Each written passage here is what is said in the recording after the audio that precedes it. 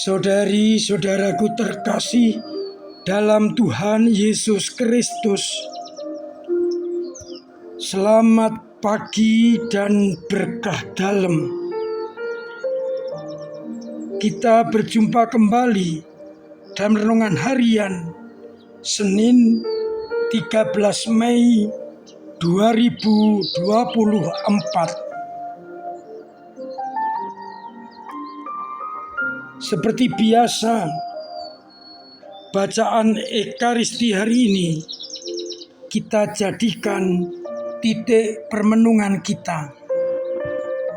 Bacaan pertama dikutip dari Kisah Para Rasul bab 19 ayat 1 sampai 3 sampai 8, di mana ditegaskan orang harus menerima baptisan Roh Kudus. Ketika para murid menumpangkan tangan, Roh Kudus turun yang menandakan mereka dibaptis dalam nama Roh Kudus. Sedangkan pada bacaan Injil, konsekuensi sebagai anak-anak Allah dinyatakan, yakni para murid akan tercerai-berai.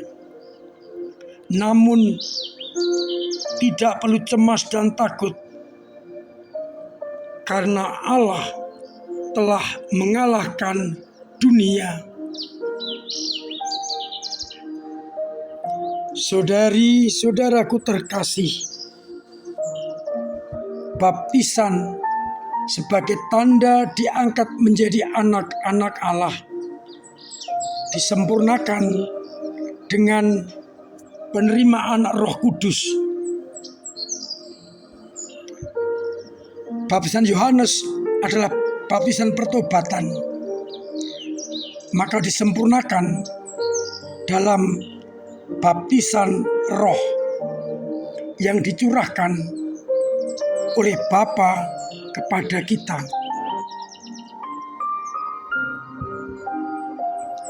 Dengan baptisan Roh, orang tidak hanya bertobat, tetapi percaya, beriman akan Yesus Kristus yang adalah Mesias terjanji.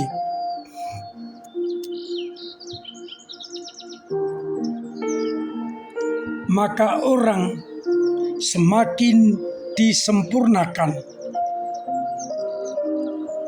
tidak hanya bertobat, tetapi menjadi murid-murid Kristus, beriman, dan juga mendapatkan tugas perutusan. Namun kita diingatkan oleh bacaan Injil, konsekuensi atas baptisan ini, yakni mereka akan tercerai-berai karena tantangan dunia, karena hambatan dunia.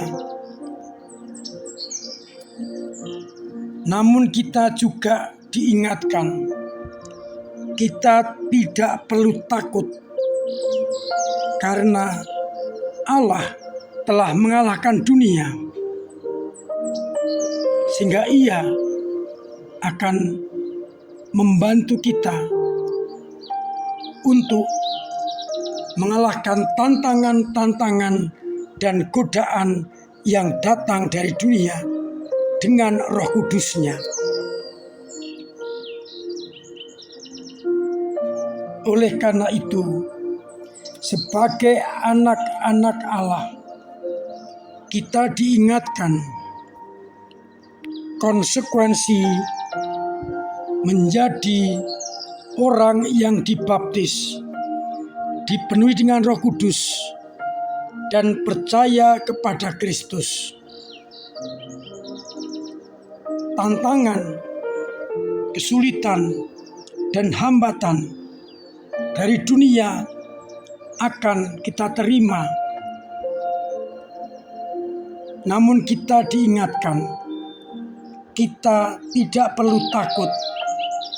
Kuatkanlah hatimu, karena Allah telah mengalahkan dunia. Dengan bantuan Allah dan Roh Kudus, kita akan mampu mengalahkan tantangan, godaan, dan hambatan dunia.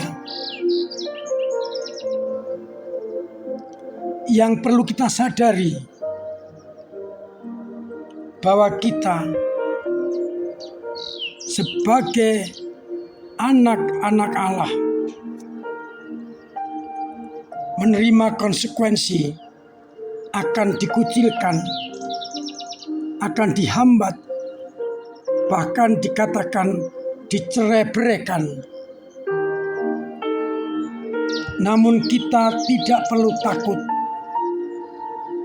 karena Allah akan menguatkan kita, karena Allah telah mengalahkan dunia. Lewat Roh Kudus, Allah membimbing kita, mendampingi gereja, sehingga tidak perlu takut dan mundur, terus mengutamakan kebenaran.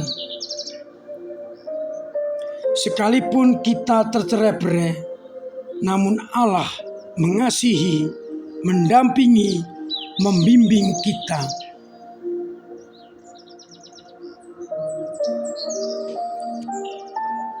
Dengan penuh kesadaran, kita terima konsekuensi sebagai anak-anak Allah. Namun kita tidak boleh mundur, tidak boleh berhenti dalam menyuarakan kebenaran, karena Allah bersama kita.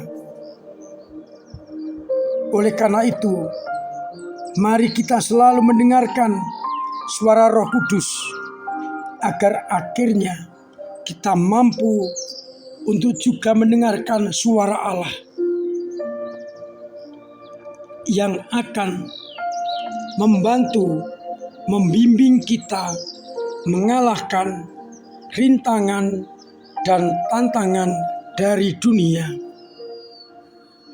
Semoga akhirnya dengan cara itu kita boleh tetap setia menjadi anak-anak Allah, karena mengikuti gerakan dan bisikan Roh Kudus yang dicurahkan kepada kita.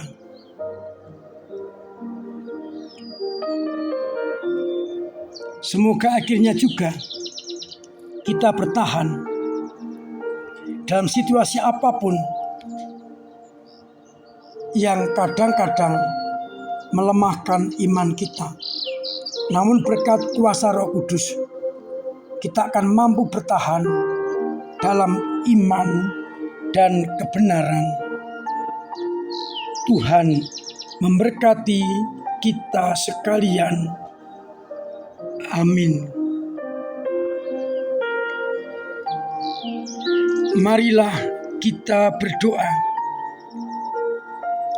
Bapa yang penuh kasih, kami bersyukur karena Engkau senantiasa menyertai kami lewat kuasa Roh Kudus yang kami terima dalam pembaptisan. Semoga berkat bimbingan dan dorongan Roh Kudus, kami mampu untuk bertahan dalam iman, menghadapi tantangan-tantangan dunia, dan selalu Kau beri kekuatan untuk terus hidup sebagai anak-anak-Mu. Kuatkanlah iman kami yang kadang lemah, kadang jatuh, kadang mandek. Semoga dengan bantuan-Mu kami semakin Kau mampukan hidup sebagai anak-anak-Mu.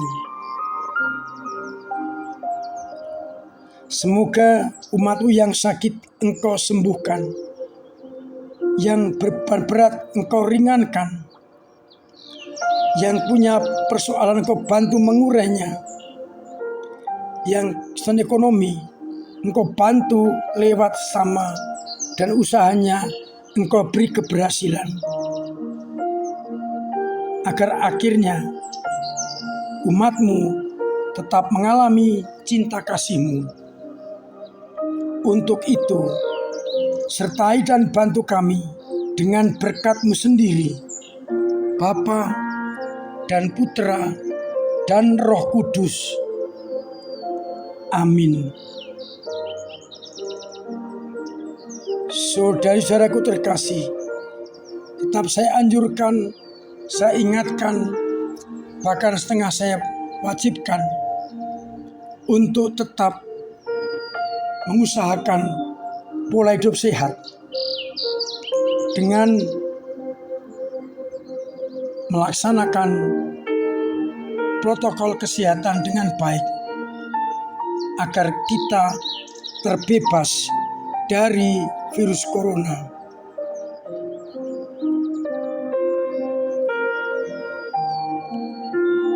Pada bulan Rosario ini, khususnya bulan Maria ini, saya mengajak umat untuk berdoa rosario setiap hari, baik di gereja ataupun juga di rumah masing-masing,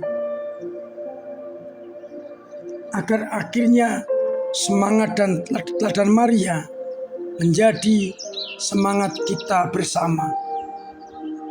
Semangat hanya untuk melaksanakan kehendak Allah. Terima kasih atas peran serta panjenengan dalam menanggapi proposal dari Paroki Leola Gading Flores untuk pembangunan aula. Amplop yang masih ingin dikumpulkan ditunggu sampai hari ini, juga transfer. Setelah itu kalau secara pribadi mau transfer tetap dimungkinkan. Terima kasih juga untuk panjenengan yang ambil bagian dalam karya gereja, sehingga gereja semakin hidup. Dengan doa-doa, dengan tenaga dan karya serta dana, sungguh menjadikan gereja terus berkembang di dalam mewartakan kerajaan Allah. Akhirnya saya mengucapkan selamat pagi, selamat merenungkan, salam sehat, Tuhan memberkati.